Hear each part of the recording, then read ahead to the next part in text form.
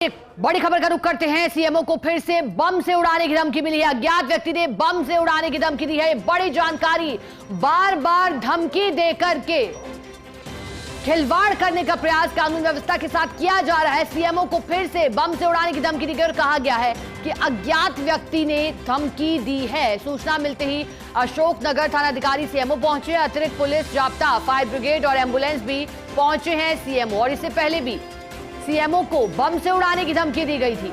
अज्ञात शख्स की ओर से कभी कॉल कर धमकी दी जाती है तो कभी मेल के माध्यम से धमकी दी जाती है। हालांकि सूचना मिलते ही अलर्ट मोड पर सुरक्षा एजेंसियां, पुलिस, जाब्ता, फायर ब्रिगेड, एम्बुलेंस, सीएमओ पहुंचे और फिर एक बार सिलसिला शुरू हुआ है सर्चिंग का। इससे पहले भी जब धमकी दी गई थी तो फिर सर्चिंग की गई थी और राहत की बात यही रही कि सर्चिंग में कुछ नहीं मिला तो यह माना गया कि कोरी अफवाह मात्र और कानून व्यवस्था के साथ खिलवाड़ करने के प्रयास के चलते धमकी दी गई। इसी कड़ी में जब लगातार प्रदेश में कभी सीएमओ को, कभी सचिवालय को, कभी एसएमएस स्टेडियम को और कभी निजी स्कूलों को जब धमकी दी गई तो फिर गिरफ्तारी भी एक शख्स की गुजरात से हुई थी। फिर पूछताछ के लिए लाया गया, चौंकाने वाले खुलासे होते रहे। अब अगर ये धमकी मेल के जरिए दी गई है तो फिर साइबर टीमें भी अलर्ट मोड पर आ गई होंगी और मेल भेजने वाले शख्स का आईपी एड्रेस भी जल्द से जल्द पता लगाने का प्रयास, ताकि उस शख्स तक पहुंचा जा सके। और आखिर क्यों बार बार धमकी दे करके कानून व्यवस्था के साथ खिलवाड़ और बिगाड़ने का प्रयास किया जा रहा है। अज्ञात व्यक्ति ने धमकी दी है, कहा गया है। सूचना मिलते ही अतिरिक्त पुलिस जाब्ता पहुंच चुका है, फायर ब्रिगेड और एम्बुलेंस भी पहुंचे हैं सीएमओ में।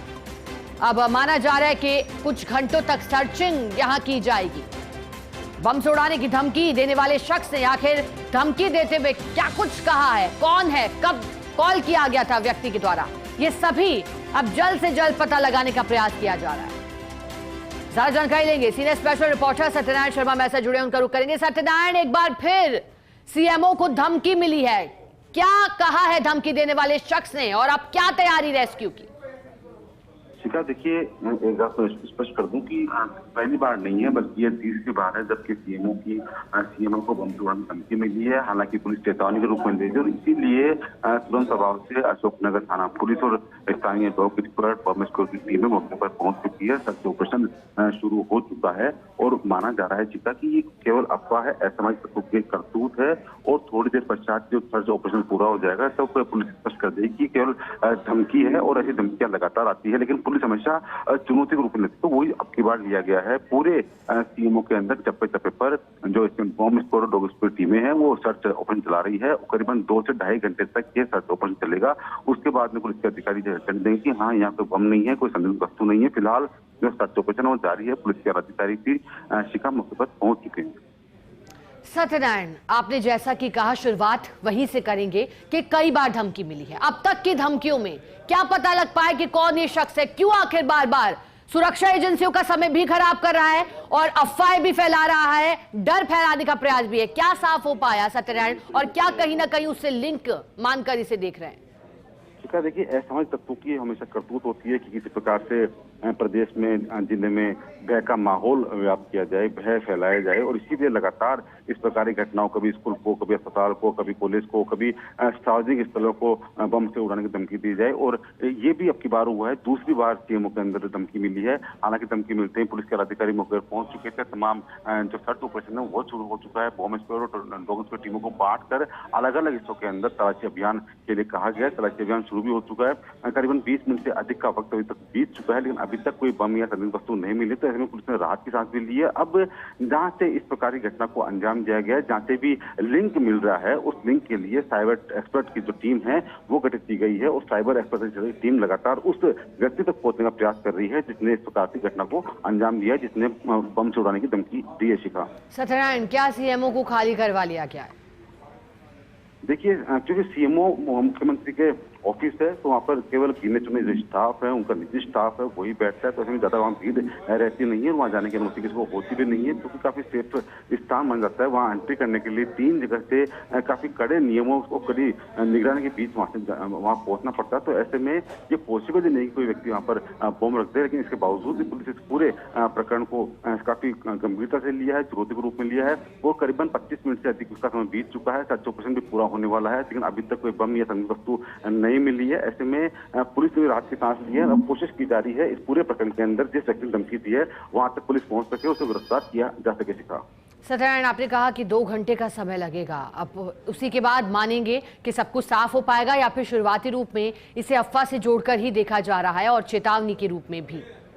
देखिए, क्योंकि जिस प्रकार से सूचना आने के पश्चात टीमें गठित की गई और एक शुरुआती जो जांच होती है वो जांच पूरी हो गई है। उस जांच के अंदर अभी तक कोई बम या किसी प्रकार संदिग्ध वस्तु नहीं मिली है, तो ये तो तय है कि किसी प्रकार बम या कोई संदिग्ध वस्तु नहीं है। लेकिन एहतियात के तौर पर जब तक तमाम सुरक्षा एजेंसियां पूरा 70% पूरा नहीं करती है, तब तक अंदर जाने किसी को नहीं दिया जा रहा है। और क्योंकि सीएमओ से जुड़ा हुआ मामला, तो ऐसे में कितना किसी मीडिया कर्मी को न किसी व्यक्ति को अंदर जा रहा है कि सुरक्षा एजेंसियां के जो जुड़े हुए जो अधिकारी हैं वो अंदर मौजूद हैं और चप्पे चप्पे पर तलाशी अभियान चलाया जा रहा है। पूरी तरह से अभियान के अंदर 2 घंटे से अधिक का समय लगेगा। तब तक पुलिस वहां मौजूद है और जो वहां का जो स्टाफ है उनको दूर से अंतरिम स्थान पर बैठाया गया है। शिखा, सत्यनारायण, आज का दिन क्योंकि जन सुनवाई के लिए भी तय, और सोमवार के दिन जन सुनवाई भी करते हैं, और आज धमकी मिली है, पहले भी ऐसा हो चुका है।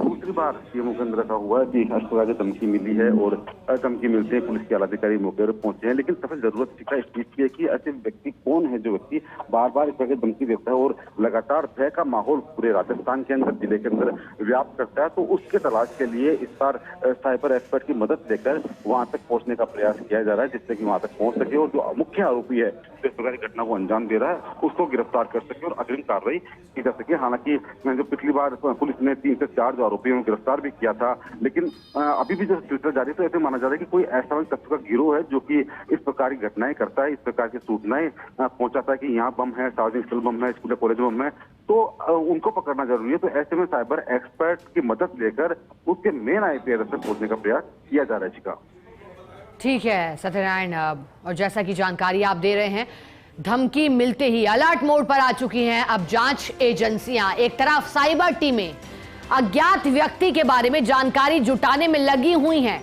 दूसरी ओर अतिरिक्त पुलिस जाब्ता हो, फायर ब्रिगेड हो, एम्बुलेंस हो, सभी पहुंची हैं।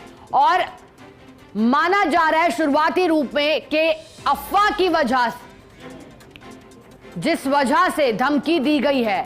ज्यादा जानकारी के लिए सहयोगी सत्यनारायण शर्मा लगातार बने हुए हैं। सत्यनारायण, जानकारी, बम से उड़ाने की धमकी के बाद कौन कौन सी टीमें वहां फिलहाल पहुंची हैं?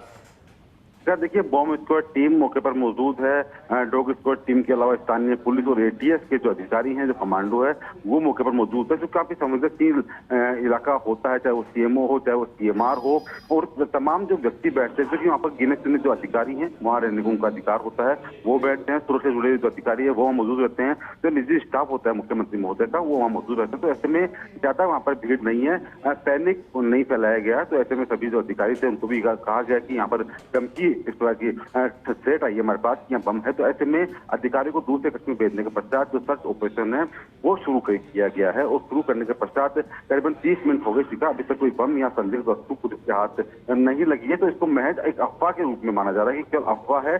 और फिर भी एहतियात के तौर पर जो बम की टीम है वो प्रत्येक कक्ष में, प्रत्येक कोने में जाकर तलाशी ले रही है, जिससे कि पूरी तरह संतुष्टि हो जाए कि हाँ, यहाँ किस प्रकार की बम या संदिग्ध वस्तु नहीं है। तब जाकर हरी झंडी मिलेगी और एक मुकदमा भी दर्ज करने के बाद सामने आ रही है कि अशोकनगर थाने के अंदर एक मामला दर्ज किया जाएगा अज्ञात व्यक्ति के खिलाफ। लेकिन इससे पहले ही जो पुलिस के आला अधिकारी है उन्होंने साइबर टीम गठित कर दी है और इस पूरी थ्रेट की जो है जांच है वो शुरू की है, अनुसंधान किया जा रहा है। और जो जिले के स्पेशल साइबर एक्सपर्ट होते हैं उनकी मदद लेकर आगे बढ़ा जा रहा है, और इस बार कोशिश की जा रही है कि जो आरोपी है उसको गिरफ्तार किया जा सके। दिखा, बिल्कुल जैसा कि आप सत्यनारायण बता रहे हैं, अब बम निरोधक दस्ता, डॉग स्क्वाड पहुंची है।